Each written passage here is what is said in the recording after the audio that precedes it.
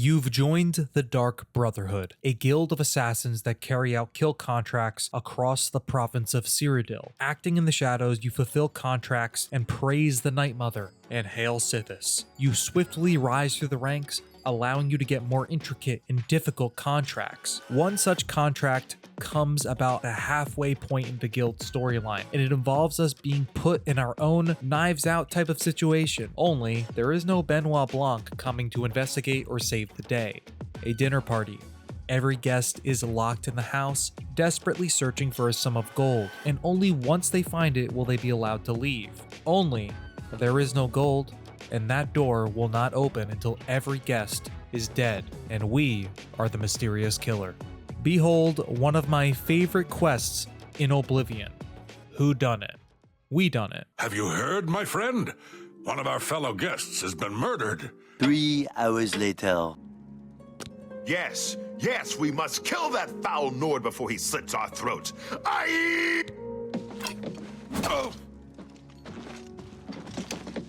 Well, that's it, my friend.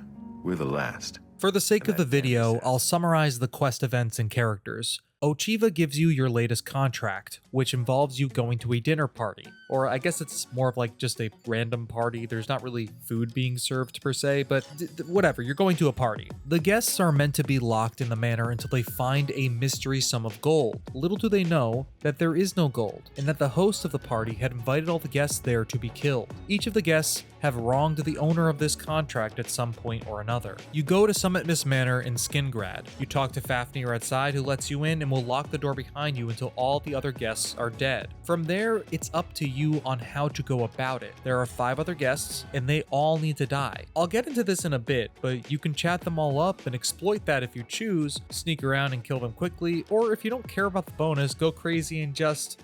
Well, I'd say guns blazing, but that doesn't really apply here for a medieval fantasy game. Arrows blazing? Whatever. Once you've successfully killed everyone, you may leave and return to Ochiva for your reward. You're never given any explanation for what these guests have done to deserve a contract being taken out on all of them by one person, which is in line with all the other contracts thus far. You're an assassin made to carry out kills, not to ask questions or question your orders or go against your orders, which is why this quest in particular blurs that line a bit, because you can and maybe will feel obligated to do a decent amount of talking and learning about your targets. They all have their own biases, opinions, and thoughts, which is where the fun comes in. Oblivion generally has a ton of awesome quests and memorable ones, but I have to say the guilds are where I felt the game always really stood out to me, and probably why I find Oblivion so nostalgic or memorable. And something I picked up on this time while playing the remaster is that there's this way that the guild storylines kind of sprinkle little breadcrumbs of narrative or storytelling through their quest lines in subtle ways that foreshadow upcoming developments. For example, in the Fighters Guild, you'll begin to hear murmurs at some point of Blackwood Company poaching contracts from the guild, which is something you'll end up dealing with later. Or the Thieves Guild, where you'll hear about the mysterious Gray Fox. He ends up contacting you himself at some point. It's also the way the guilds kind of build upon each quest by adding more moving parts or nuance or something different to them. I maintain to this day that the Dark Brotherhood questline is my favorite one to play through. Whodunit is an easy quest in that it doesn't involve you sneaking around a bunch of different areas or doing anything intricate or even maneuvering around enemies or NPCs per se. You are simply invited to a party where every guest must be killed. The reason I take to it so much is that it is so different from any other quest you've done before with the Dark Brotherhood or in general. It isn't a simple go there and kill the target type of quest. You're tasked with mingling and chatting up the party guests, even manipulating them by charming your way through dialogue or this godforsaken fucking persuasion system. Fuck. That's great. How's it go again? It's good of you to blow. I doubt it.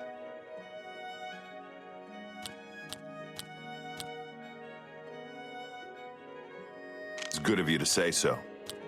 Blow away, wind. I doubt. Oh, that's great. That's really Convince too them much. to go somewhere alone or out of sight of everyone or agree to an alliance with one of them. Maybe by the end you can trick them into attacking one another. We don't want them to know that we're here to kill them all. I mean, I want that bonus. I don't know about you. In that respect, I suppose you could just go in and make short work of everyone by killing them all quietly and out of the way, or just doing it openly as soon as you walk in. I just think I get more enjoyment out of this quest, and hence why I'm here talking about it, by immersing myself in the world, at least the world of this quest for a moment, taking my time, sleuthing around, chatting up the different characters and earning their trust, then slowly dispatching them and checking in with all of them to get their opinions and thoughts or see how their dispositions change ever so slightly. You can also play this quest ever so slightly differently each time. The player is able to choose what order they want to kill the guests in, or what's most advantageous, assuming you take the route that I did, which is cold, quiet, and distance calculation, and debating the best order to go about taking the lives of each target. Maybe by the end, assuming you have a high enough disposition with some of the guests, you could even trick the others into attacking one another, taking advantage of their dynamics to get them to suspect anyone but you, and using their opinions on one another to get them to make a preemptive move for self-preservation. It's actually dark as fuck. And that's why I love it so much. You can fully succumb to the mindset here of being a murderous figure, using your influence to take down your marks. Another aspect to this quest that I think makes it absolutely diabolical is that you kind of get to know these characters. I mean, at least a little bit. They may not be the best people, but we're human. And what often happens as humans is that we get to know someone on a personal level. We tend to think of them more favorably, or at least humanize them in our minds. Up until this quest, every target we have had has been simply a contract to us, with the mark being nothing more than a means to an end. However, here we have the opportunity to talk to our targets, which again, immersing ourselves in this quest can make the dynamics a bit more complicated. Or maybe to you, I'm just a big old dummy reading way too deeply into a simple assassination quest. It took you like 20 minutes to do it, maybe less, and then you moved on. Me? Nah. We're analyzing the shit out of this fucker. You talk to Dovisi Dran, the young Dunmer girl, and she's clearly a bit self-obsessed, but she seems nice enough. She won't share much about herself, though she is very attracted to Primo. Seems to like Nels, but hates Matilda for her racism, which, I don't know, seems fair. I do find it interesting that she also seems to have some kind of distaste for Neville, with him having been part of a group, that being the Legion, that persecuted her people in Morrowind. She claims we don't know what other atrocities he has committed or had committed during the time he was with the Legion. Matilda Pettit tells you that she is from a highly respected family in High Rock, but you learn from the other guests that that's not in fact true, and we even gather that she is racist towards Dunmers and Nords. Although it is a bit peculiar that she has an issue with Nords and Dunmers, but she is totally disgusted by a joke Nels made about an Argonian maid. That could just be her racism taking over against Nords, that it doesn't matter, it's a distasteful joke to her. She strikes me as that old family member we all have that can be a nice person, but every once in a while throws out a bit of casual racism, and you're just kind of like, well, all right, I guess we're doing this, huh? Okay. Nels the Naughty, I think, is our most tragic guest at this function. He appears to be a drunkard, and he is, but he actually might have a somewhat of a good reason to be that way. He despises Neville, who used to be in the Imperial Legion. He confides in you that years ago, bandits attacked his village in Skyrim, and that the local Legion garrison did nothing to stop it. His daughter Olga was killed, and he believes Dovisi to be the spitting image of her. Throughout, if you check on him and ask about Dovisi, assuming that she's still alive, he seems most concerned for her safety and mentions that he will not let anything happen to her, which he ensures us he will do so by standing here, continuing to drink. It makes total sense why at some point, Dovisi, after a death or two, tells you that she used to think Nels seemed nice, but now feels a bit uncomfortable at the way he just kind of stares at her or seems fixated on her. Neville we have heard the most about via the other characters, as they have some opinion on the Imperial Legion or about him. He was in the Legion for many years and comes from a long line of Legion family members. The only person he seems to genuinely distrust and dislike is Nels, product of his prejudice towards Nords. He is also the most level-headed throughout and even begins loosely investigating what is going on. And by loosely investigating, I mean he kinda just walks around telling you he'll get to the bottom of this without doing much. He puts on his Legion armor at some point, saying he won't let the killer get away with it, and then proceeds to continue walking around and letting the killer get away with it by doing nothing. Great guy, 10 out of 10. Definitely invite him to a party where you plan to commit lots of murder. Primo Antonius, similar to Dovisi, doesn't offer much in the way of backstory or history about himself. All we learn is that he comes from a wealthy family and only is here for the love of the game. He doesn't really seem to care that much about any of the other guests, except he is attracted to Dovisi and does hate Matilda, likely for her claiming to be some kind of royal loyalty where she is not. Now, if you're following along here, as I mentioned at the top, they don't seem to be the best of people. There's no denying that, though as I described earlier, speaking with them does give you some insight into who they are or their backstory in some way. If you do any level of roleplay, that can be a fun thing to explore as a character, how getting to know them, even a little bit, makes it harder, or maybe if you're a little bit of a freak like that, easier to kill them. One of the reasons I felt compelled to write about this quest is just how you can have a slightly different experience with it every time you play it. The easy options, of course, are to go in swinging and just kill everyone right away, or to just bide your time, not trying to charm anybody and quietly killing all of them as best you can. You likely can get a few of them out of the way without ever speaking to anybody, or the more entertaining way is learning what you can about each of the targets and manipulating them to your own end. As I said, by the time I got to this quest, I was level 30, so I had no trouble taking down any of the targets with my current skill level, or quickly killing them in quick succession without alerting anyone. So really, for me, it was about deliberately playing through the quest a bit slower to get a level of immersion for myself. It would have been easy to just be cartoonishly overpowered here and rip through everybody. Charm them up, use the Deceiver's Finery to boost your personality, and again, engage in that god-awful persuasion minigame. Seriously, fuck this thing. Go ahead. Not bad. Not bad at all. Is that? Don't waste your flattery. Good one. Oh, please. Not now. My life is drab and wretched by comparison. And then get the truth out of them. Know what I think? I think that barbarian will do anything to get his hands on the chest of gold.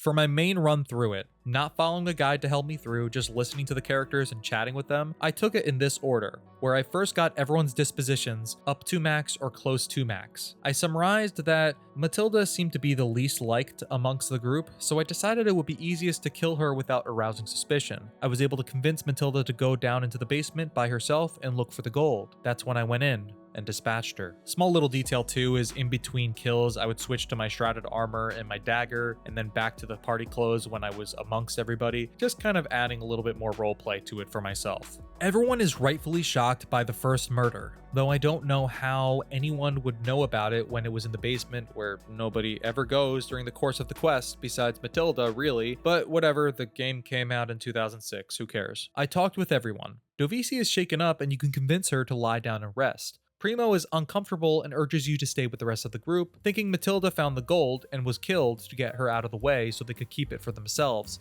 Nell says he won't let anyone hurt Dovisi. Neville is upset, probably for the most selfish reason, which is because if he was still in his prime, he says, he would not have let this happen. My next thought for a target was Primo. I figured I would go to him next. Nobody is too attached to him, I thought, so I figured I could get rid of him without anyone really feeling too upset. The only annoying thing is that he would often not separate himself for a while from the group, and even when he did, he kept wandering around the first floor very quickly, so I just myself quickly walked up to him and did it. Nels is rightfully shooken up about it and doubles down on not letting anyone hurt or harm Dovisi and genuinely feels that Neville is the killer. Funny because Neville believes that Nels is the killer, but doesn't rule out that Dovisi is a potential target. At this point, he goes to equip himself in his Legion gear to protect himself and others, as well as root out the culprit, which again, Neville rooting out the culprit is him keeping up with the same routine of walking around, but now he has armor on, so he must be tougher, right?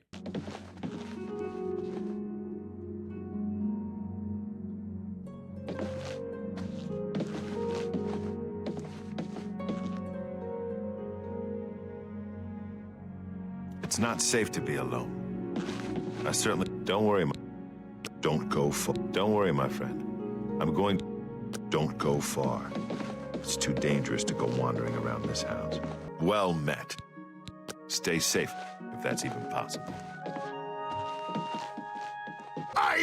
Finally, I decided to go and take out Dovisi. I believe this would allow me to convince Nels to go after Neville, or vice versa since Neville already suspected Nels. I took her out, and Nels is rightfully devastated. No. Feeling like he lost his daughter all over again. If you ask him about Neville, he says that the Legion dog must die, and goes after him. Neville has a similar reaction, and suddenly the calm and level-headed Legionnaire is whipped into a frenzy, so you can easily convince him that you or he must take out Nels before he kills you both. That means the killer has been inside...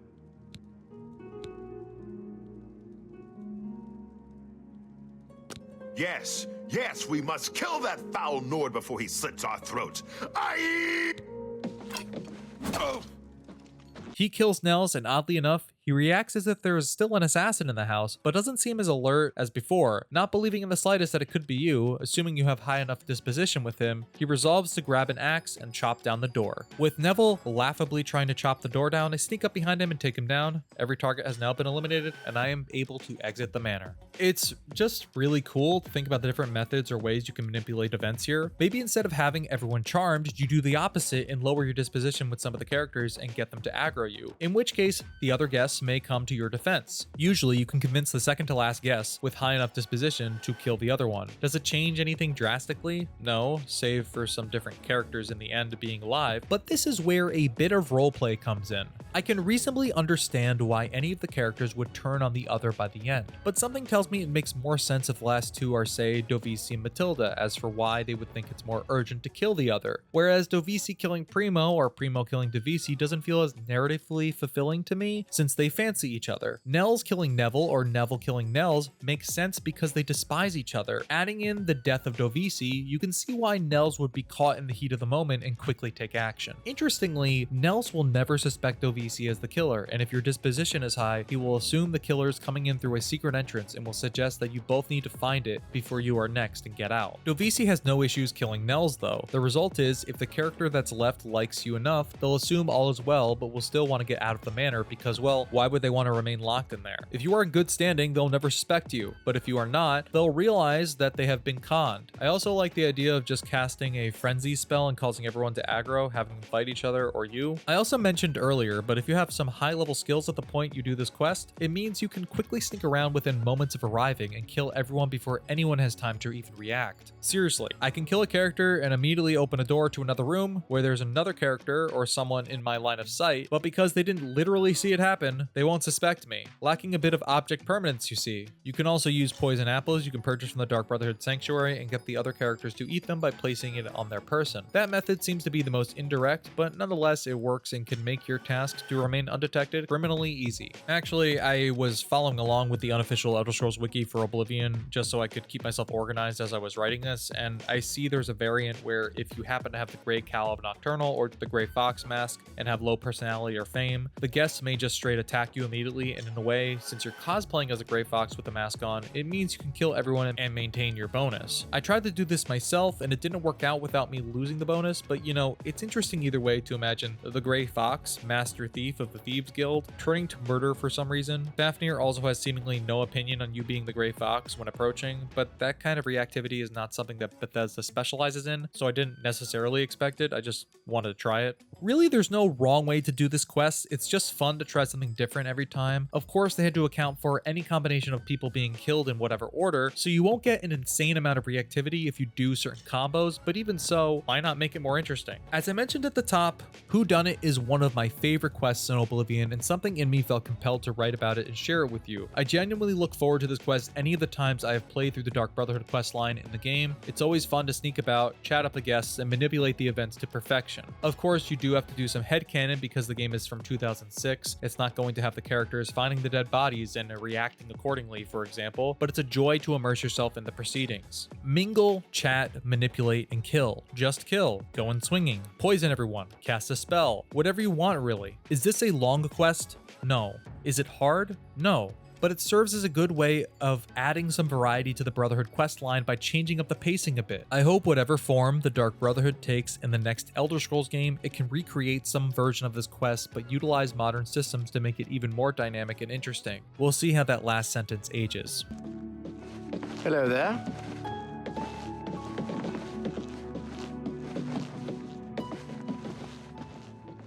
Thanks for listening to me yap about this quest. I couldn't stop thinking about writing this video up after I played through it. If you liked the video, let me know down below. If you didn't, that's fine too. Can't win them all. See you in the next one. Love you all.